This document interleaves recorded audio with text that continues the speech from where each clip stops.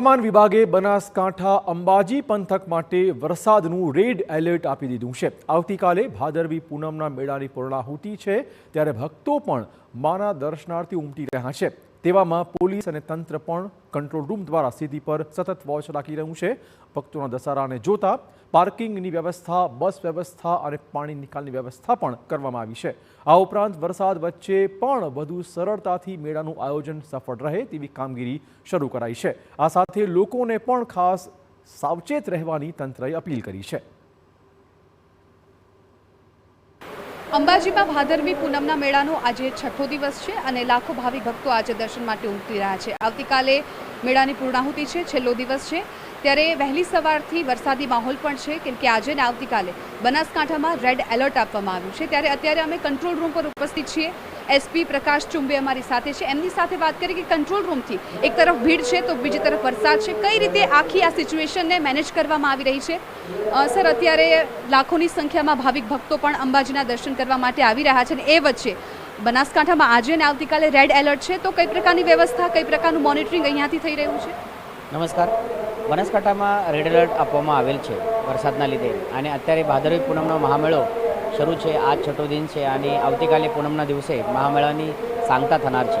મહામેળાના દિવસો દરમિયાન તંત્ર અને પોલીસ તરફથી ચોક્કસ બંદોબસ્ત અને વ્યવસ્થા કરવામાં આવેલ હતી, પરંતુ વરસાદના લીધે અત્યારે તેમાં થોડી મોડિફિકેશન કરવામાં આવેલ છે। ખાસ કરીને પોલીસ પોઈન્ટ ઓફ વ્યૂથી કહેવામાં આવે તો પાર્કિંગની જે વ્યવસ્થા છે, કેમ કે અંબાજી ધામ એક ડુંગરાળ વિસ્તારમાં હોય છે અને પાર્કિંગની વ્યવસ્થા ઓછી હોય છે, તે ધ્યાને રાખીને કઈ કઈ જગ્યા ઉપર વરસાદના ધ્યાને લઈને પાર્કિંગ કરી શકાય અને કોઈ જગ્યા ઉપર પાર્કિંગમાં પાણી ભરાઈ જાય તો ક્રેનની વ્યવસ્થા પણ કરવામાં આવેલ છે। આજના દિવસે રાજસ્થાન અને ઉત્તર ભારતમાંથી પણ લોકો આવનાર છે, તો તે ધ્યાને રાખીને તેઓ માટે પણ બસની અલગ વ્યવસ્થા કરવામાં આવેલ છે। દાતા પાલનપુર જે નજીકના વિસ્તાર છે ત્યાંથી લોકો આજના દિવસે અને કાલના દિવસે વધુ પ્રમાણમાં આવશે, તો તે ધ્યાન રાખીને બસની વ્યવસ્થામાં પણ ઉમેરો કરવામાં આવેલ છે।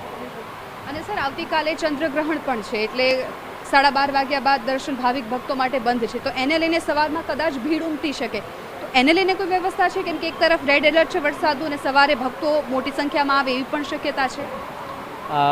આવતીકાલે પૂનમના દિવસે ચંદ્રગ્રહણ હોવાના કારણે મંદિર વહેલા બંધ થનાર છે। અમારા તરફથી તમામ ભાવિક ભક્તોને અપીલ પણ કરવામાં આવેલ છે કે આપનો જે દર્શનનો પ્લાનિંગ છે તે થોડા અગાઉ કરજો। આના સિવાય અમારા તરફથી બંદોબસ્ત પણ વધુ પ્રમાણમાં લગાવવામાં આવનાર છે, અને જે શ્રદ્ધાળુ આવી રહ્યા છે તેઓનો આગમન સારી રીતે સહેલાઈથી થાય તે માટે તંત્ર અને પોલીસ તરફથી પણ યોગ્ય બંદોબસ્ત રાખવામાં આવેલ છે। અને જે શ્રદ્ધાળુ હવે આવતીકાલે આવવાના છે, એટલે વરસાદને કારણે ખાસ તો એમને કઈ કઈ બાબતોનું ધ્યાન રાખવું જરૂરી બની રહેશે? મારો તમામ ભાવિ ભક્તો માટે આ આહ્વાન છે કે વરસાદનો માહોલ છે, બહુ હાઈ ઇન્ટેન્સિટીનો વરસાદ અત્યારે શરૂ છે, તો આપનો આવનાર આપનો જે રોડ રસ્તા છે, આપનો જે સમય છે તે થોડા સુનિશ્ચિત કરીને, અને અત્યારની જે પરિસ્થિતિ છે તે આપના મીડિયાના માધ્યમથી અથવા જે ચોક્કસ પ્રશાસનના જુદા જુદા સોશિયલ મીડિયા હેન્ડલ્સ છે તેના માધ્યમથી સમજીને આવજો। અત્યારે આપ આવનાર છો, કોઈ જગ્યા ઉપર વધુ વરસાદ થાય તો યોગ્ય જગ્યા ઉપર આપ આશ્રય લેશો, અને કોઈ બી પરિસ્થિતિ આ પ્રમાણે થાય કે જેમાં આપની અમારી જરૂરત હોય તો તાત્કાલિક કંટ્રોલ રૂમે સંપર્ક કરજો। અમારા તરફથી આપની મદદ કરવામાં આવશે। એક મહત્વપૂર્ણ સમાચાર